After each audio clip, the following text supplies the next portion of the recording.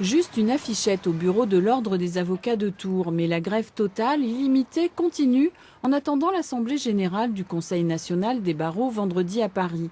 Le bâtonnier de Tours y sera présent avec tous les bâtonniers de France après l'annonce de Christiane Taubira de supprimer la taxe des 15 millions demandée au cabinet d'avocats pour financer l'aide juridictionnelle. Certains s'attendent à une division du mouvement.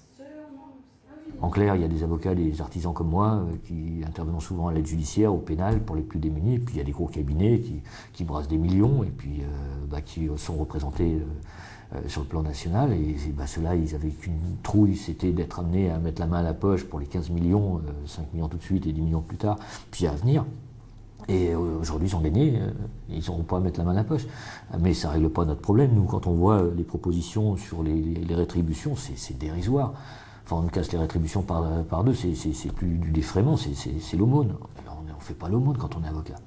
Le tableau qui nous a été présenté au mois de juillet, avec des montants qui passent de 387 à 146 € pour une procédure qui peut durer 1 an, eh bien, ça n'a absolument pas changé. Nous n'avons pas de nouvelles propositions à ce jour.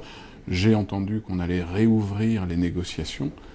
Si on part toujours d'aussi bas, il est vrai qu'on aura bien du mal à parvenir à quelque chose.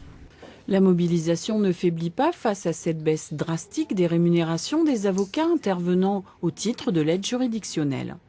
Pour l'instant, quasiment tous les procès ont été reportés. Les magistrats ont fait droit aux demandes de report des avocats. On sait qu'il y a quelques procès un peu sensibles, notamment la semaine prochaine, et pour l'instant, rien n'est décidé.